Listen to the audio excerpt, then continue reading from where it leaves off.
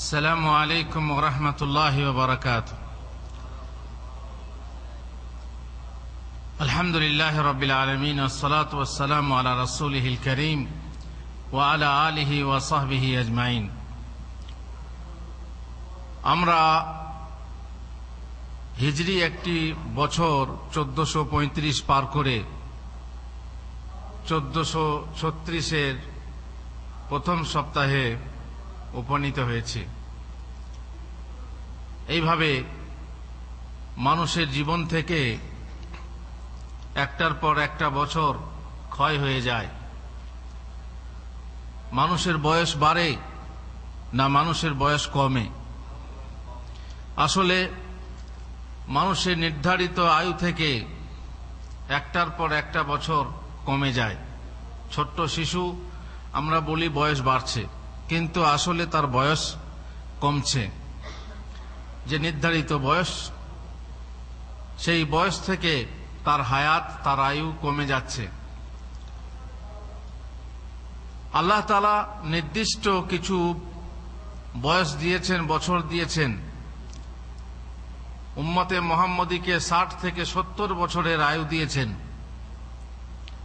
এবং এই আয়ুর ভিতরে তাকে কাজ করে নিতে বলেছেন। তার কারণ আমাদেরকে আমাদের আসল ঘরে ফিরে যেতে হবে। আমরা এখন মুসাফির, আমরা এখন সফর করছি, আমাদেরকে ঘর থেকে বের করে দেওয়া হয়েছে। এবারে আমরা নিজেদের ঘরে ফিরে যাব, সেই সফর অবস্থায় আছি। কিন্তু ঘরে ফেরার আগে আমাদেরকে পাথেয় সংগ্রহ করতে হবে। সেই জিনিস থাকলে আমরা আমাদের ঘরে ঢুকতে পারবো, নচেত না। এই জন্য দুনিয়ার বুকে এসে আমাদেরকে হিসাব নিতে হবে আমাদের নিজেদের আমলের। আমাদেরকে হিসাব দিতে হবে কাল কিয়ামতে, পরকালে আল্লাহর সামনে দাঁড়িয়ে আমরা আমাদের জীবনে কি করলাম তার হিসাব লাগবে। আপনারা শুনেছেন, পুঁজি ভেঙে খেতে ভালো, ভিটেন গাঙ্গে যেতে ভালো, যত কষ্ট উজুতে আর বুঝুতে। আপনাকে 5,000 টাকা দিলাম, বললাম এক সপ্তাহের জন্য আপনাকে দেওয়া হলো। আপনি দেখলেন হুজুর যখন 5,000 টাকা দিয়েছেন, হিসাব তো নেবেন না, আপনি একদিনেই দুদিনেই ফুটিয়ে শেষ করে দিলেন। চায়ের দোকানে, চপের দোকানে, মিষ্টির দোকানে, এখানে সেখানে ফুটিয়ে দিলেন, কারণ আপনি জানেন যে হিসাব লাগবে না। আর যদি 5,000 টাকা দেওয়া হয়, দিয়ে বলা হয় যে প্রত্যেকটার হিসাব লাগবে, ভাউচার লাগবে, ফাতুরা লাগবে, সনদ লাগবে। আগে যেমন 5,000 টাকা ফুর্তি মেরে উড়িয়ে দিয়েছেন, যেটার হিসাব লাগবে, এই 5,000 টাকা কি ফুর্তি মেরে উড়াতে পারবেন?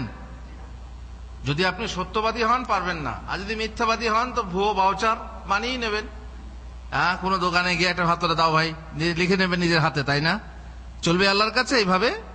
হ্যাঁ, যদিও আপনি মিথ্যাবাদী সেজে এখানে দুনিয়ার মতো বানিয়ে নেন, সেই ফাতুরা আল্লাহর কাছে চলবে? অসম্ভব। এই জন্যই বলে পুঁজি ভেঙে খেতে ভালো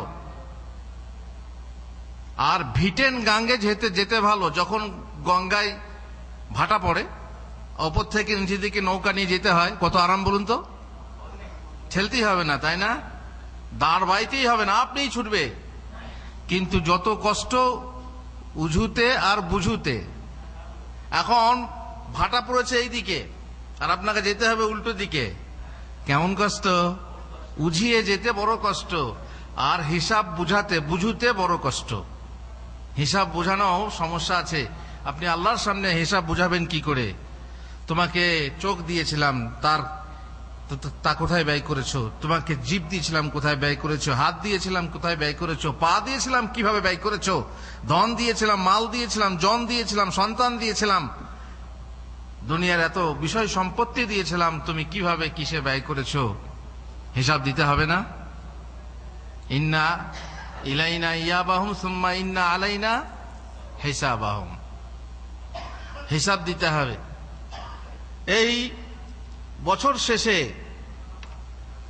আমাদের দেশের মানুষরা বা সারা বিশ্বের মানুষরা বছর শেষ হলে এবং নতুন একটা বছর এলে সেই বর্ষবরণ করে বড় আনন্দের সাথে। কেউ করে নাচ গান করে, ফুর্তি করে, কেউ তো সিনেমা তৈরি করে সিনেমা দেখে, কেউ করে হালুয়া পরোটা বানিয়ে খেয়ে, কেউ করে ইবাদত করে, নিজেদের মন গড়া ইবাদত বানিয়ে নেয়। ইসলামের শরীয়তে এমন বর্ষবরণের কোন রীতিনীতি আছে কি? বছরের শেষে কিছু করতে হয়, বছরের প্রথম দিনে কিছু করতে হয়, আছে কোন রীতিনীতি? কোন রীতিনীতি নেই। যে আজকে বছরের প্রথম দিন অতএব আজকে হালুয়া রুটি খেতে হবে, কিংবা আজকে বছরের প্রথম দিন আজকে রোজা রাখতে হবে, কিংবা আজকে বছরের প্রথম দিন তাই আজকের রাতে নামাজ পড়তে হবে, এমন কোন রীতি আছে? অবশ্য এক এক মানুষের এক এক রকমের হিসাব আছে। বছর শেষ হলে কোন কোন মানুষ খুশ হয়, যেমন যদি কারো 1 বছরের জেল হয় তো বছর শেষ হলে তার সে খুশি হবে না? হবে না? আরে বাবরে বলতে হয়। যেমন ছেলেরা একটা বছর পার করলে পরে পরীক্ষায় পাশ করলে তারা খুশি হয়। আপনি কষ্টে থাকলে 1 বছর আপনার জন্য যে কষ্টটা গেল, সুখ পেলেন, তার জন্য আপনি খুশি হবেন।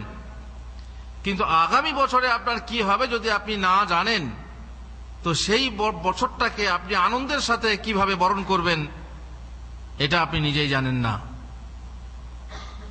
ব্যবসায়ী যারা, তারা বর্ষ বরণ করে নববর্ষে সাদর সম্ভাষণ জানায়, মোবারকবাদ জানায়, মিষ্টি দেয়, ক্যালেন্ডার বিতরণ করে।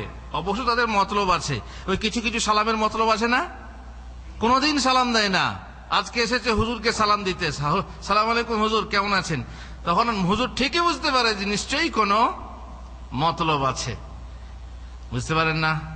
ওই যে দুধ নিয়ে যাওয়া গল্প মনে আছে? মাটির হাঁড়িতে দুধ নিয়ে গেছে হুজুরের কাছে, বলছে কার বাড়ি থেকে? বলছে ফজলুর বাড়ি থেকে। বলে ফজলুর বাড়ি থেকে জীবনেও ইমাম সাহেব হয়ে কিছু পাইনি, আজকে মাটির হাঁড়িতে দুধ কেন? নিশ্চয়ই কোনো মতলব আছে, তাই না?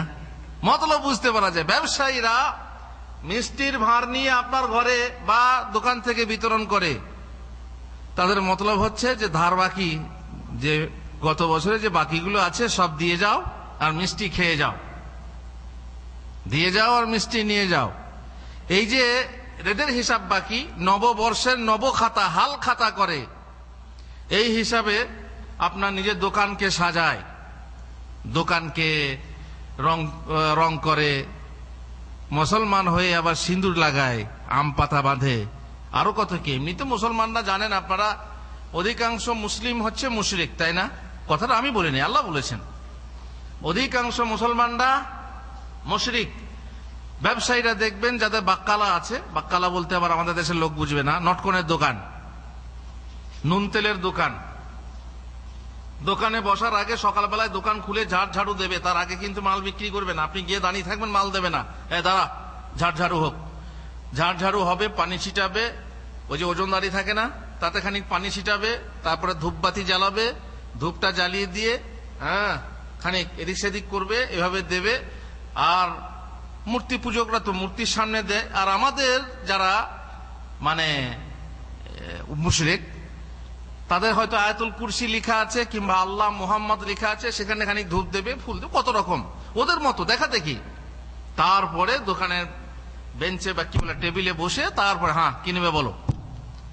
এটা নিয়ম হয়ে গেছে, নিত্য নৈমিত্তিক নিয়ম একটা কি, যে এই শ্রেণী করলে পরে আমার খদ্দের বেশি হবে, আয়াতুল কুরসি লিখে রাখলে আমার খদ্দের বেশি হবে, এই শ্রেণীর ধারণা করে তারা ব্যবসা চালিয়ে যায়। নববর্ষের সাদর সম্ভাষণে তারা এইভাবে ক্যালেন্ডার বিলি করে, আবার মুসলমান হয়ে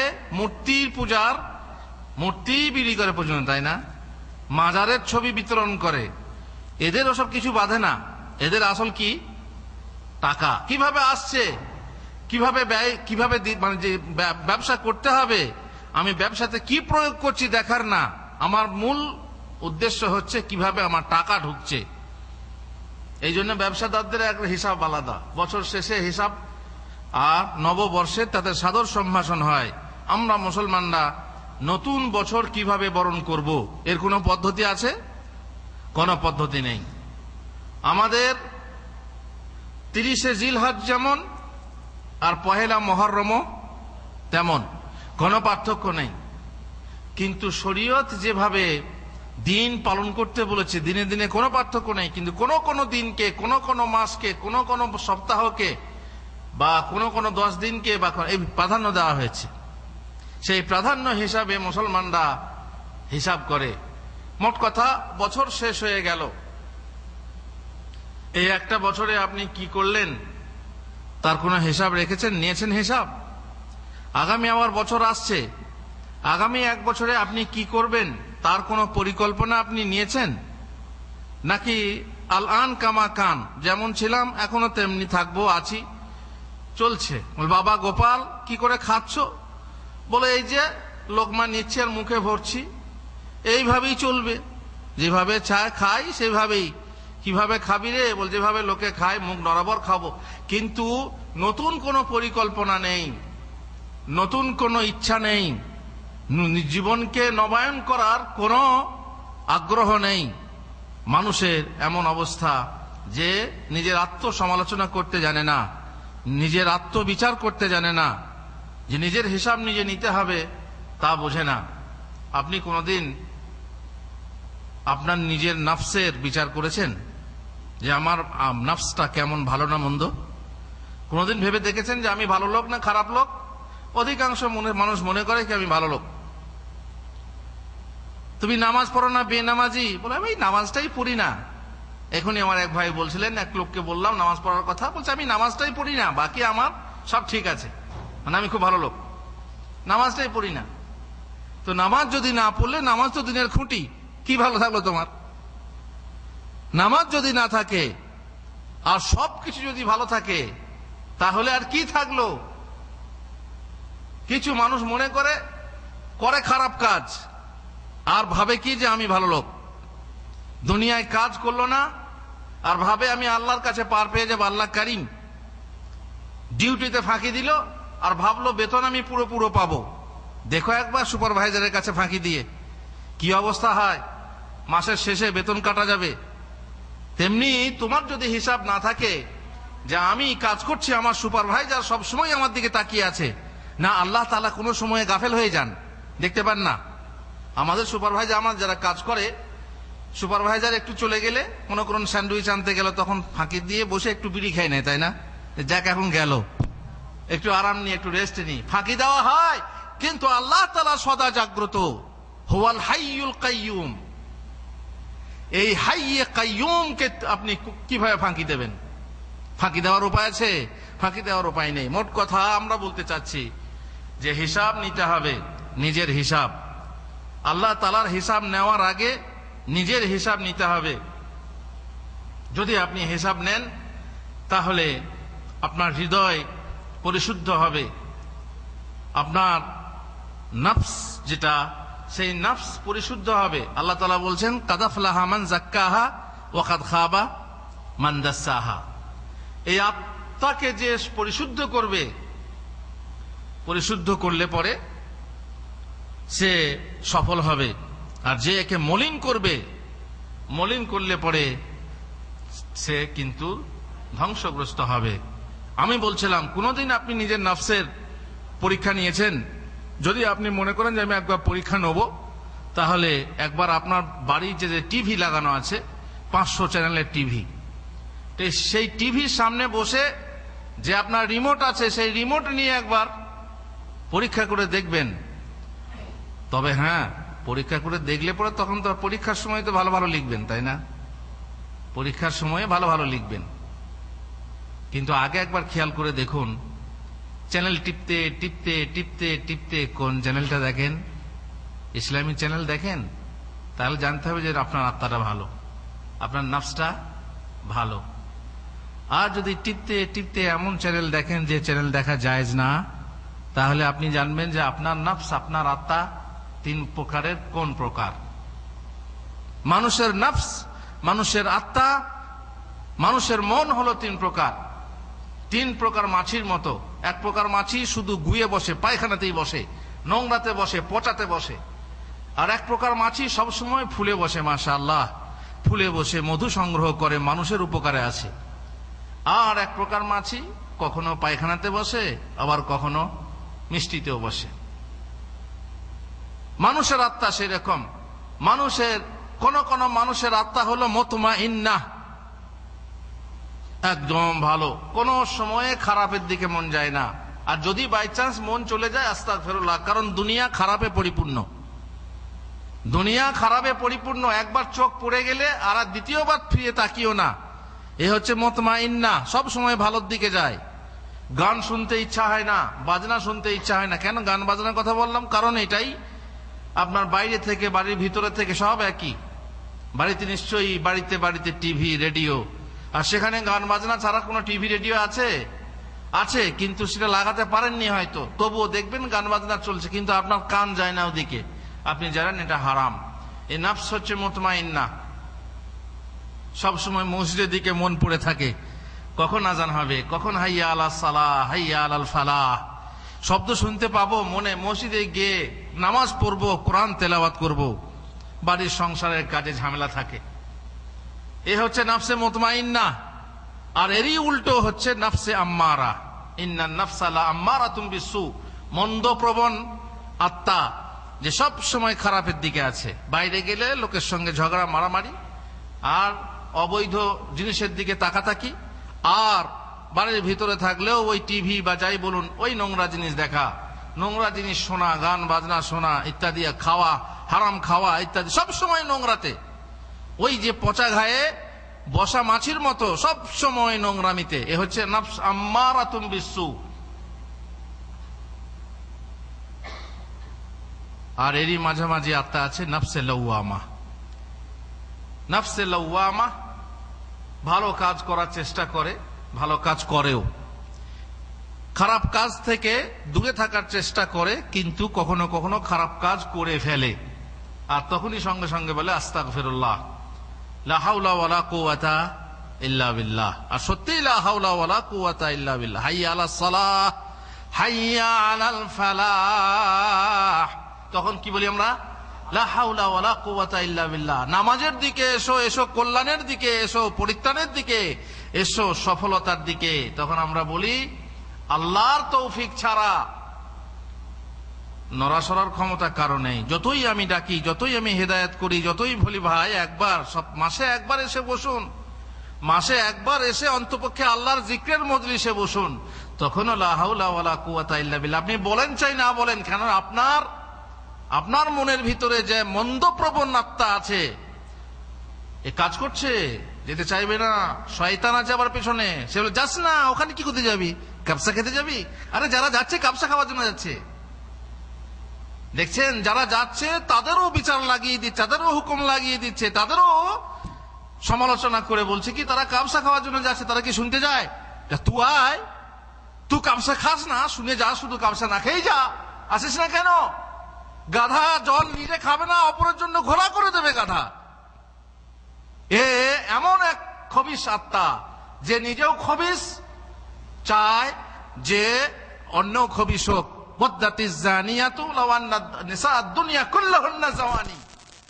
যে পেশা হয় সে চায় দুনিয়া সব মেয়েরাই পেশা হোক।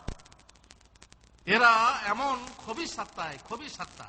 খবরদার, এদের কথাতে কান দেবেন না। শয়তান, শয়তান মানুষকে ওয়াসওয়াসা দেয়। আল্লাযী ইউওয়াসবিসু ফি সুদুরিন নাস মিনাল জিন্নাতি ওয়ান নাস। শুধু শয়তান জিন না, শয়তান মানুষও আছে, যে মানুষের মনের ভিতরে ওয়াসওয়াসা দেয়।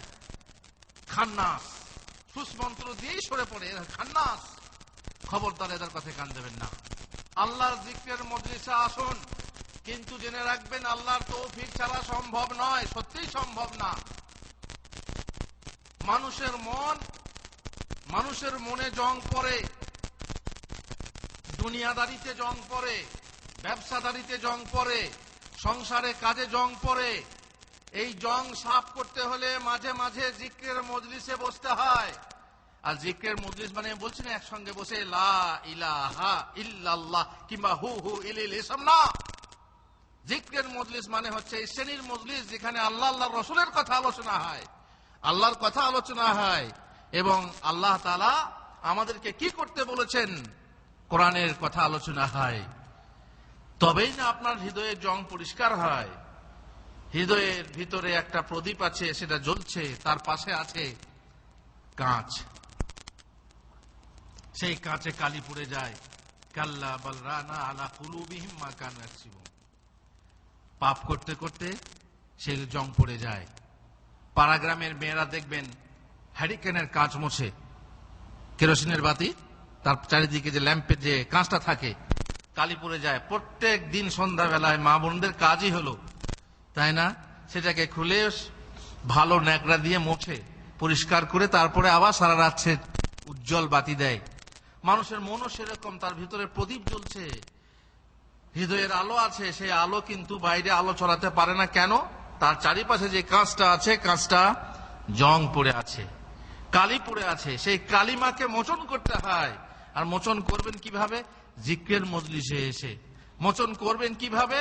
ওমরা করতে গিয়ে, হজ করতে গিয়ে। এই যে যারা হজ করতে যায় বলে মায়ের জন্ম, যেদিনে মা জন্ম দিয়েছিল সেই দিনকার মতো নিষ্পাপ শিশু হয়ে ফিরে আসে। কেন?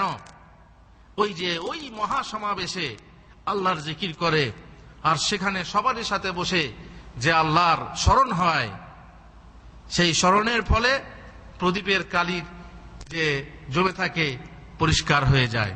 এই জন্য ভালো কাজ করলে, নামাজ পড়লেও আপনার কি হয়? প্রদীপের ওই কাঁচ পরিষ্কার হয়ে যায়। মোট কথা, আমরা হিসাব নেব। হিসাব নিলে কি হয়?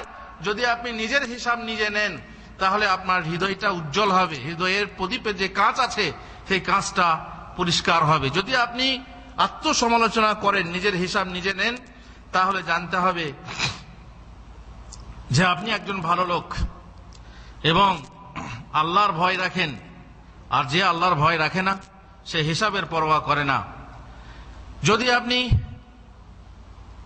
নিজের আত্মার হিসাব নেন, মনের হিসাব নেন, তাহলে সেটা জানতে হবে তওবার পথ। আপনি তওবা করার সুযোগ পাবেন। দেখবেন অনেক মানুষ পাপ করে কিন্তু তওবা করার সুযোগ লাভ করে না। তওবা করতে তার মন চায় না। কেন? তার হিসাবই নেই। তওবা করে মানে কি? ফিরে আসে। কেমন ভাবে ফিরে আসে? যে সে আল্লাহর দরবার ছেড়ে, আল্লাহর দরজা ছেড়ে সে অন্য দরবারে চলে গেছিল, দুনিয়াদারিতে ফিরে গেছিল, কিংবা গায়রুল্লাহর দরবারে চলে গেছিল, সে ফিরে এসে আল্লাহর দরবারে ফিরে আসে, আল্লাহর দিকে ফিরে আসে এবং নতুন ভাবে আল্লাহর বান্দা হয়ে যায়। কখন? যখন সে নিজের হিসাবটা নিজে নেবে, যখন সে বুঝতে পারবে যে আমি ভুল পথে যাচ্ছি, যখন সে এই জ্ঞানটা হবে, তার শউর হবে যে আমি অন্য পথে চলে যাচ্ছি, তখন আল্লাহর পথে ফিরে আসবে। আর নিশ্চয়ই যে মানুষ হিসাব নেবে, সেই হিসাব, তার আত্মার হিসাব নেওয়াটা তাকে সুন্দর পরিণামের দিকে, পরিণতির দিকে ফিরিয়ে নিয়ে যাবে। আর তা হচ্ছে জাহান্নাম থেকে মুক্তি দেবে আর জান্নাতে প্রবেশাধিকার দান করবে। আর যদি হিসাব না নেয়, বুঝতেই পাচ্ছেন, তাকে জাহান্নামে যেতে হবে। আপনারা নিশ্চয়ই জানেন যে আত্মার হিসাব নিতে হবে। আর এ ব্যাপারে কোরআনের বহু জায়গাতে আত্মার হিসাবের কথা এসেছে। মানুষ, তুমি নিজের হিসাব নিজে নাও। কাল কিয়ামতেও আল্লাহ হিসাব নেবেন, কিন্তু আমাদের যে পাপ কাজ, কথাবার্তা সবই টেপ হচ্ছে, ভিডিও হচ্ছে। আর কালকে আমাদের নিজেদের হিসাব নিজেই আমাদেরকে কিতাব ধরিয়ে দেওয়া হবে, আমল নামা ধরিয়ে দেওয়া হবে। ইকরা কিতাবাকা ওয়া কাফা বিনাফসিকাল ইয়াউমা আলাইকা হাসিবা। নিজের কিতাব নিজে পড়ো আর নিজের হিসাব নিজেই গ্রহণ করো, আমাকে বলার দরকার নেই। দুনিয়ার বুকে নিজের হিসাব নিতে হবে। আল্লাহ তাআলা বলেছেন, ইয়া আইয়ুহাল্লাযীনা আমানুত্তাকুল্লাহ ওয়াল তানজুর নাফসুম মা কদ্দামাত লিগাদ ওয়াত্তাকুল্লাহ ইন্নাল্লাহা খাবীরুম বিমা তা'মালুন। হে ঈমানদাররা, তোমরা আল্লাহকে ভয় করো। ওয়াল তানজুর নাফসুম মা কদ্দামাত লিগাদ। আর প্রত্যেক আত্মা যেন দর্শন করে, সে যেন দেখে, লক্ষ্য রাখে যে আগামী কালকের জন্য কি পাঠিয়েছে, আগামী কালকের জন্য কি সঞ্চয় করেছে, আগামী কালকের জন্য কি অগ্রিম পাঠিয়েছে। তার মানে বুঝতেই পাচ্ছেন যে যেখানে যাব সেখানকার প্রস্তুতি চাই। আপনি যেখানে যাবেন, মানুষ আগে থেকে প্রস্তুতি নিয়ে থাকে। আমরা যারা হজে গিয়েছিলাম, মাশাআল্লাহ, জীবনে 28 বছরের জীবনের সুন্দর হজ করলাম। যারা গিয়েছিলেন তারা নিশ্চয়ই জানেন, আমরা মিনাতে যাব, তো মিনাতে যাওয়ার আগে সেখানে খিমা প্রস্তুত, সেখানকার বিছানা প্রস্তুত, খানা পিনা প্রস্তুত, তাই না?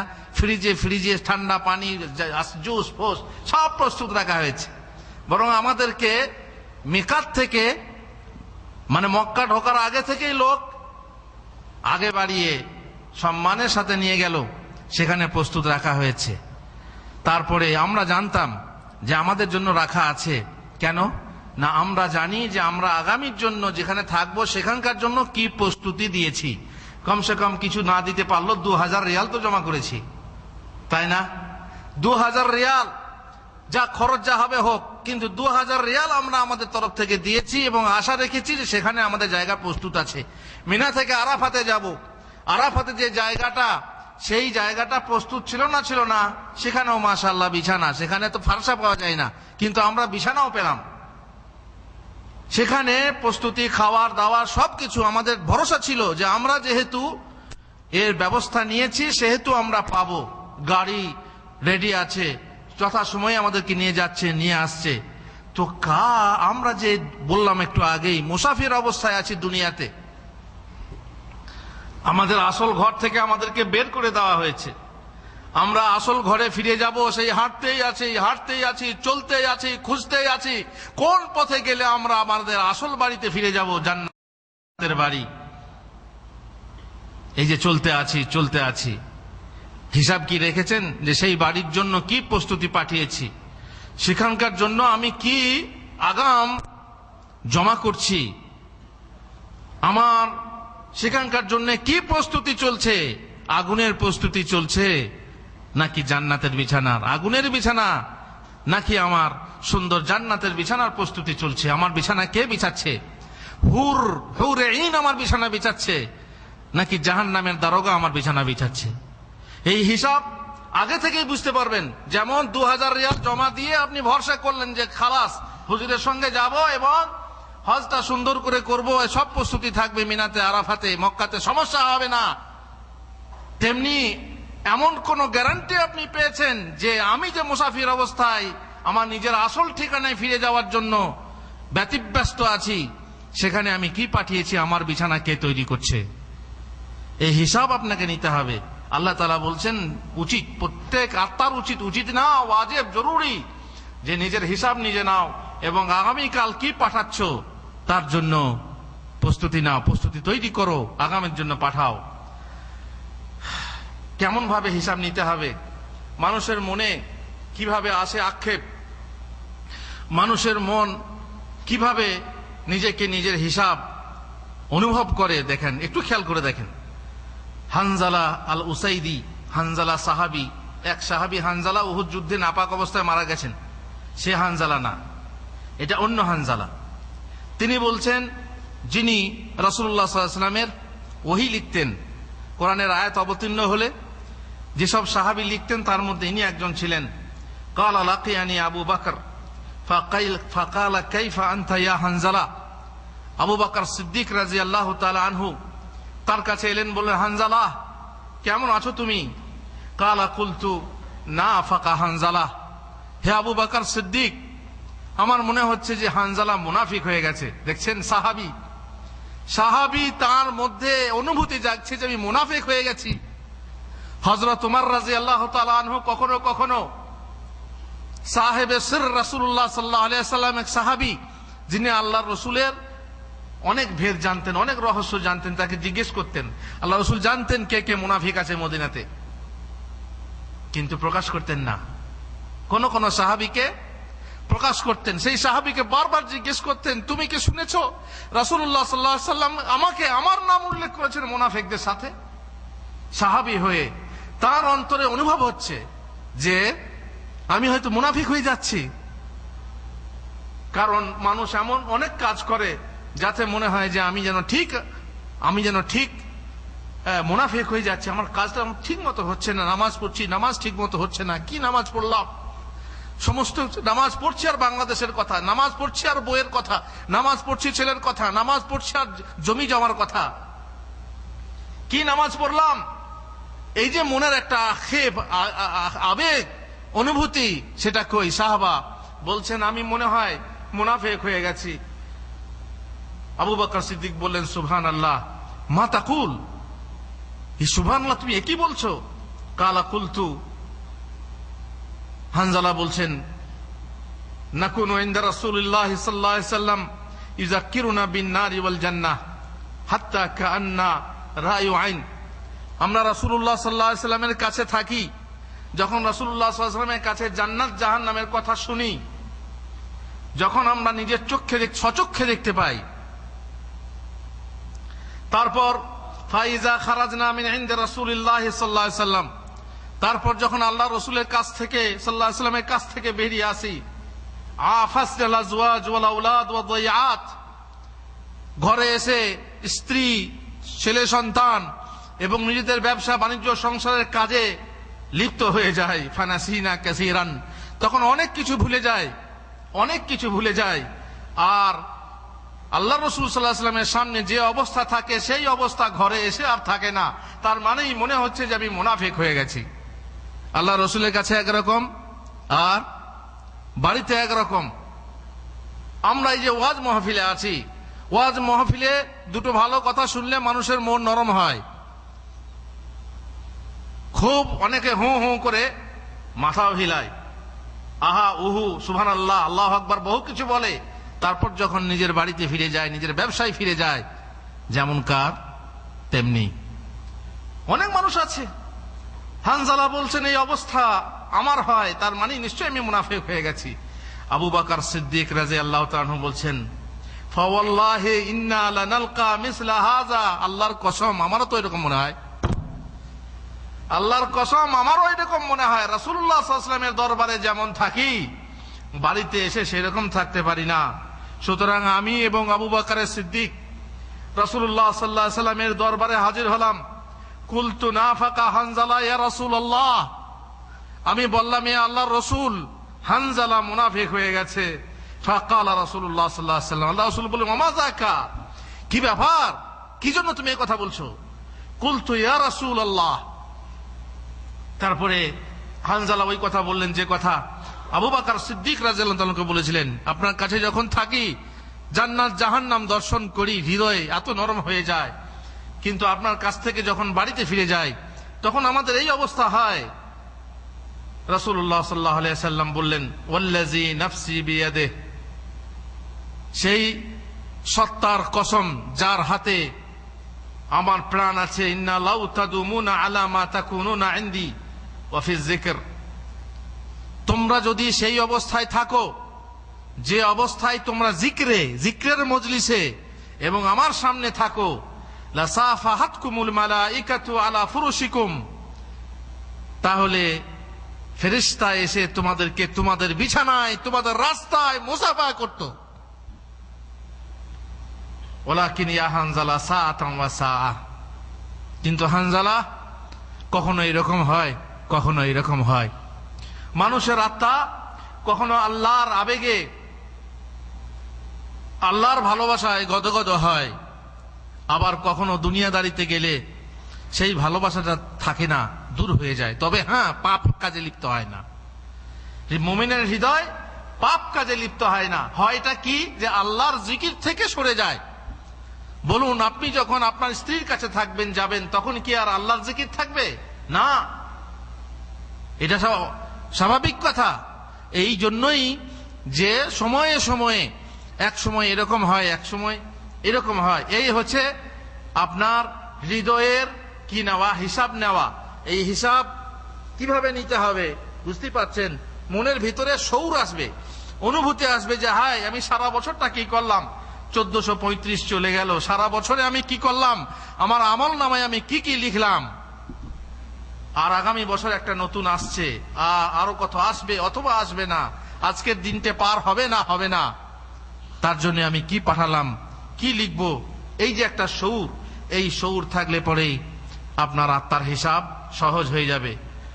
উমর ইবনে খাত্তাব রাদিয়াল্লাহু তাআলা থেকে বর্ণিত করা হয়, তিনি বলেছেন, হাসিবু আনফুসাকুম ক্বাবলা আন তুহাসাবু, তোমরা নিজেদের আত্মার হিসাব নাও, তোমাদের নিজেদের হিসাব নেওয়ার আগে, আল্লাহর হিসাব নেওয়ার আগে তোমরা নিজেদের হিসাব নিয়ে নাও।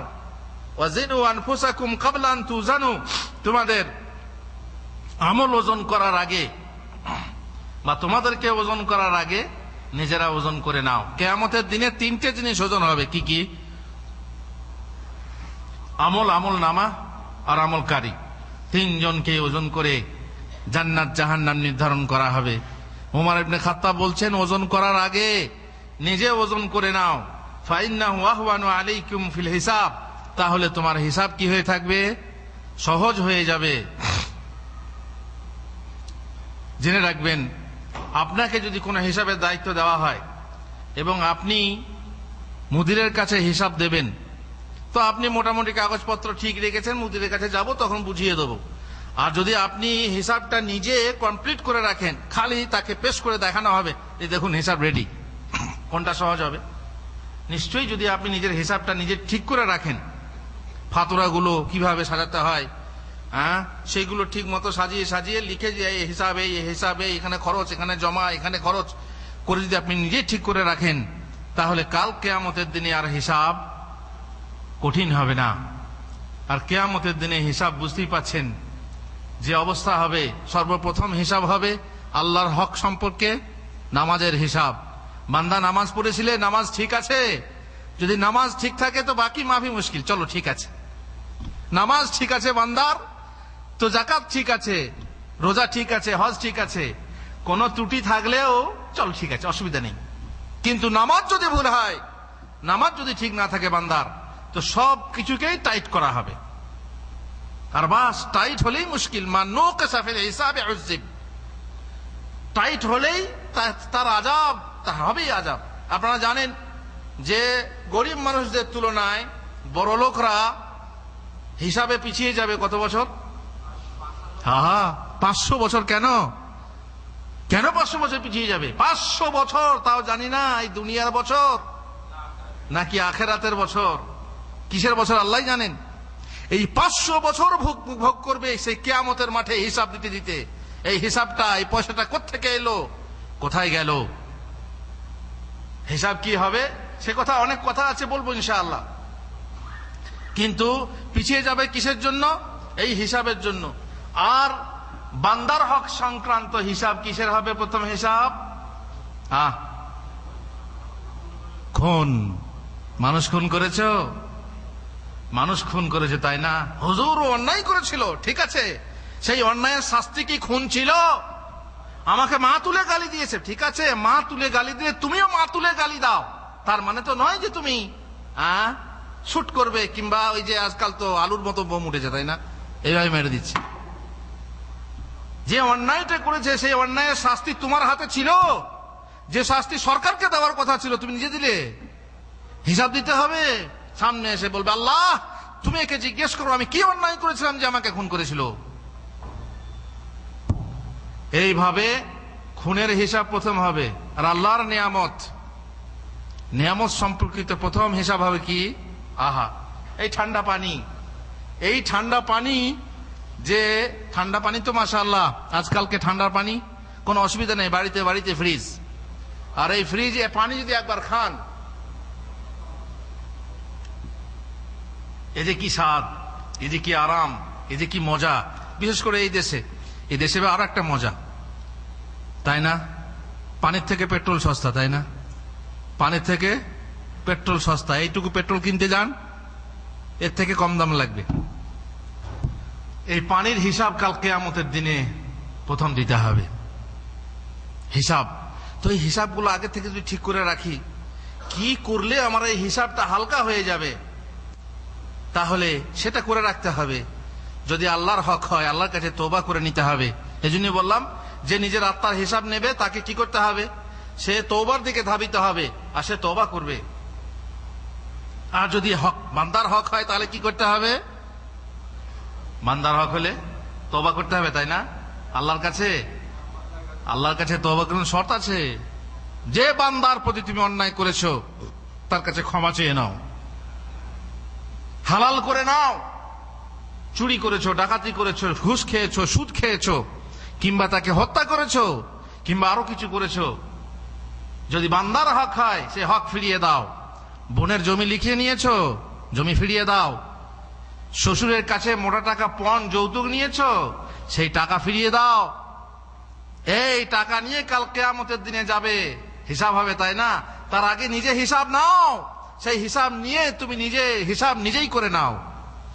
অন্যায় করে, হরপ করে, তসরুপ করে, চুরি করে, ডাকাতি করে মাল তুমি ঘরে করে নিয়েছো, 5 তলা বিল্ডিং করে নিয়েছো, 5খানা গাড়ি করে নিয়েছো, 5টা দোকান করে নিয়েছো, ঠিক আছে, কিন্তু হিসাবের দিন আসছে। যদি সেখানকার হিসাব হালকা করতে চাও তো দুনিয়াতে হিসাবটা হালকা করে নাও, ঠিক আছে।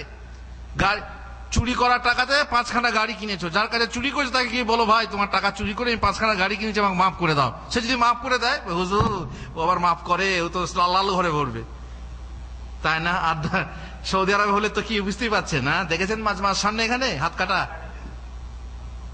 হাত কেটে দেবে। এখন কি করা যায়? উপায় কিছু নেই, এ নয় যে আমাকে জেলে দেবে, আমাকে ধরে ফেলবে, অতএব আমি তার টাকা ফেরত দেবো না। উপায় নেই, ওই টাকা যখন আপনার কাছে এসেছে, ফেরত না দেওয়া পর্যন্ত আল্লাহ তাআলা আপনাকে ছাড়বেন না। যতই আপনি আস্তাগফিরুল্লাহ আস্তাগফিরুল্লাহ বলুন, আল্লাহ যাও বান্দার কাছে যে মাপ চাও, বান্দা যদি ক্ষমা করেন তাহলে, হুজুর যদি সেই লোক না থাকে, তারপর তাকে যদি না পাই, ব্যবস্থা আছে। ব্যবস্থা নেই এমন কোনো না, এমন কোনো ব্যাপার না। যে কোনো প্রকারে আপনি তার অ্যাকাউন্টে পয়সা ঢুকিয়ে দেন, কেউ বুঝতে পারবে না। ওই অ্যাকাউন্ট ফ্যাকাউন্ট জানা না থাকলে কি করা যাবে, সে লোক জানি না, সে হচ্ছে, আমি হচ্ছে বাংলাদেশের লোক, সে সৌদি আরবে আমি করেছি, এখন তাকে আমি কি করে পাবো? ঠিক আছে, সেই টাকাটা আপনি আমার নিজের ঘরে রাখবেন কেন? নাকি যে আপসে আতা হয় আনে দো মতো বলে ফতোয়া দেবেন আপনি? হ্যাঁ, ফতোয়া দেবেন যে চুরি করা মুরগি, আচ্ছা মুরগি রান্না করেছো, ঠিক আছে, ঝোলটা খেলে সমস্যা হবে না, গোস্ত খেলে সমস্যা, কারণ মুরগির গোস্তটাই হচ্ছে হারাম, ঝোলটা হারাম না। এবার চামচে তুলতে তুলতে গোস্ত 2-1 পিস এসে যাচ্ছে, তখন বলছে হুজুর গোস্ত এসে যাচ্ছে, বলছে আরে जो आपसे आता है आने दो। নিজে নিজে তুমি তো ইচ্ছা করে তো আনছো না, ঝোল তুলতে গিয়ে গোস্ত চলে আসছে, সমস্যা নেই।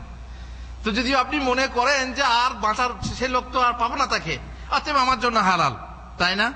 অনেক সময় দেখবেন একটা মানুষ একটা মোবাইল কুড়িয়ে পায়, যেমন গত 2 প্রোগ্রামের আগে একজনের মোবাইল এখান থেকে হারিয়ে গেছে, এখান থেকে আল্লাহর জিকরের মজলিসে একটা মোবাইল তুলে নিয়ে চলে গেছে, সে ভাবছে আমার জন্য হালাল।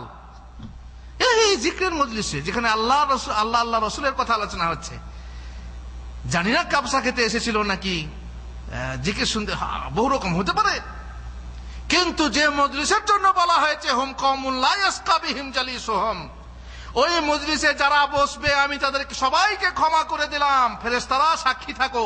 ফেরেশতা বলবেন আল্লাহ কিন্তু ওদের মধ্যে এই লোক, এই অমুক অমুক লোক, এরা জিকির শুনতে আসেনি, এরা কাবসা খেতে এসেছিল, এরা অমুক যাই হোক স্বার্থের জন্য এসেছিল, কিংবা মক্তবের গাড়িতে ফিরে যাবে তাই অপেক্ষা করছিল, জিকির শুনতে আসেনি। আল্লাহ বলবেন রে হুম কওমুন লা ইয়াসকা বিহিম জালিসুহুম, ওরা এমন এক সম্প্রদায় যারা আমার জিক্রের জন্য বসেছে, ওদের সাথে বসার জন্যই আমি ওদেরকেও ক্ষমা করে দিলাম, ওদেরকেও আমি বঞ্চিত করব না।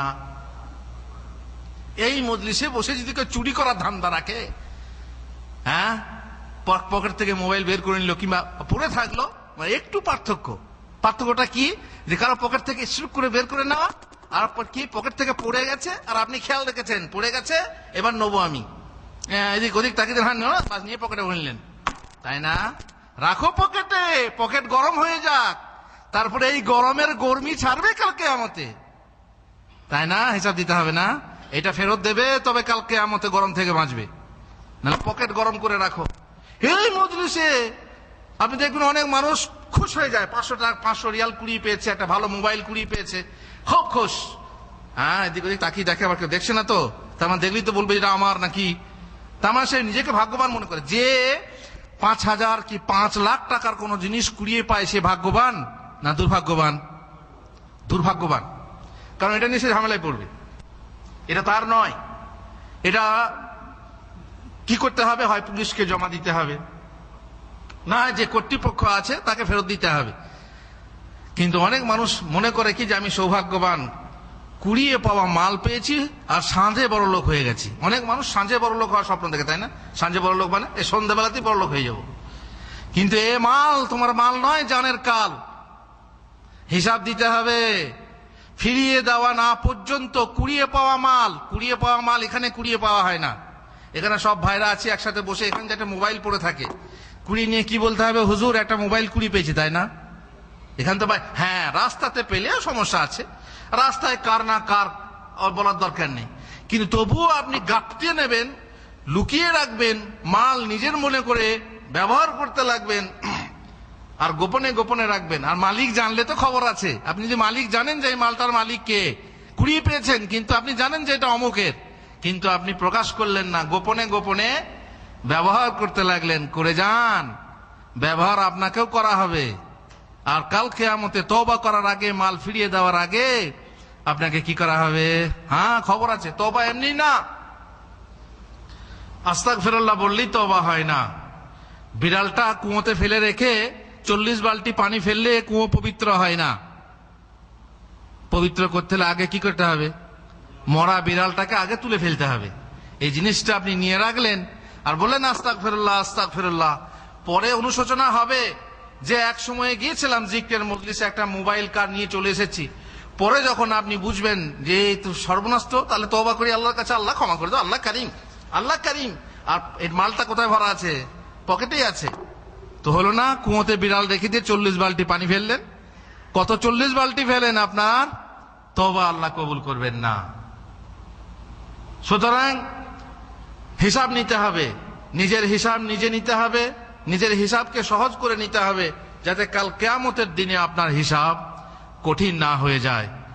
কথা আরো অনেক আছে, একসাথে অত কথা বলা যায় না। ইনশাআল্লাহ হিসাব নেওয়া সংক্রান্ত আরো অনেক কথা আছে, আগামী মজলিসে বলে শেষ করব, কারণ সময় সংকীর্ণ, শেষ হয়ে গেছে। আল্লাহ তাআলা আমাদেরকে তৌফিক দেন যেন আমরা আমাদের নিজের হিসাব নিজে নিতে পারি। আল্লাহ তাআলার হিসাব নেওয়ার আগে আমরা যেন আমাদের হিসাব নিতে পারি, এবং হিসাব যাতে আমাদের হালকা হয়। হিসাব হবে না এমন কথা না, যদি হিসাব না হয় তো ভালো কথা। ওই যে বললাম, হিসাব না লাগলে তো খুব মজা ছিল। যদি মানুষকে মরতে না হতো অথবা মরার পরে হিসাব না দিতে হতো, তাহলে তো খুব মজার ছিল। তাহলে তো মানুষ মরে গেলেই বেঁচে যেত। আমাদের অনেকে বলে না, মানুষটা মারা গেল গো, বেঁচে গেল, কষ্ট পাচ্ছিল বেচারি। কিন্তু মানুষ মরে গেলে কি বেঁচে যায়? না, বা মরার পরে যে কত কঠিন অবস্থা আছে। কোন কোন লোক মনে করে যে মরে গেলে বেঁচে যাব, বরং মরে গেলে আমার আশা পূর্ণ হবে। প্রেমিক প্রেমিকা এরা বিশ্বাস করে যে দুনিয়াতে প্রেম করলে মারা গেলে শহীদ হয়ে যায়, আর মরার পরে তারা আখিরাতে তাদের কি হবে? বিয়ে হবে। বলে লাইলি মজনুর বিয়ে হবে কিয়ামতে। বুঝতে পারছেন? আমি একবার ছোটবেলাতে আর কি দাড়ি বেরিয়েছে, এবার দাড়ি কাটতে যাচ্ছি, তো একজন এসে বললো, সে আবার কিন্তু মহিলা, আত্মীয় হয়, এসে বললো দাড়ি কেটো না, দাড়ি কেটো না। কেন, কি হবে? বলছে দাড়ি না কাটলে, যদি দাড়িতে কাঁচি খুর না লাগাও, কালকে জান্নাতে লাইলি মজনুর বিয়ের বরযাত্রী যেতে হবে। মাশাআল্লাহ, বরযাত্রী আমরা তৈরি করেছি, সে বরযাত্রীর নিয়ম জান্নাতেও আছে। বরযাত্রী না বরযাত্রী? এই বরযাত্রী বাঙালি বাবা ওই দেশে, এখানে বরযাত্রী নিয়ম দেখেছেন?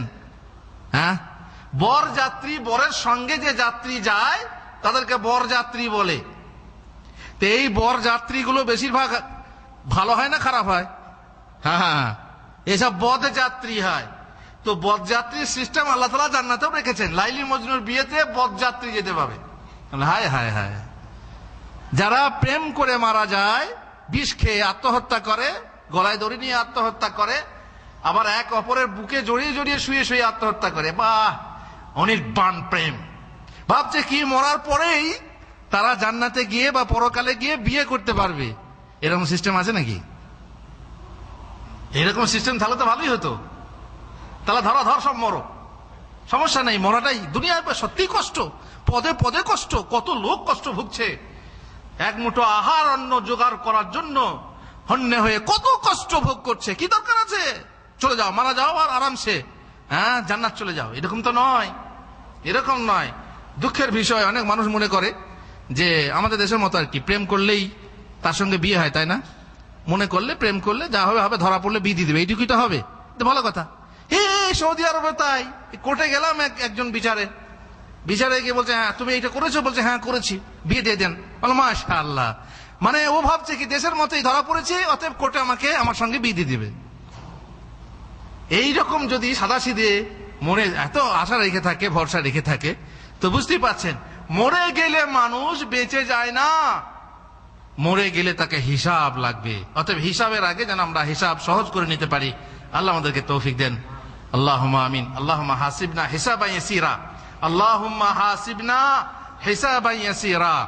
রব্বানা আতিনা ফিদ দুনিয়া হাসানা ওয়া ফিল আখিরাতি হাসানা ওয়া কিনা আযাবান নার। ওয়া সাল্লাল্লাহু আলা নবিয়িনা মুহাম্মদ ওয়া আলা আলিহি ওয়া সাহবিহি আজমাইন।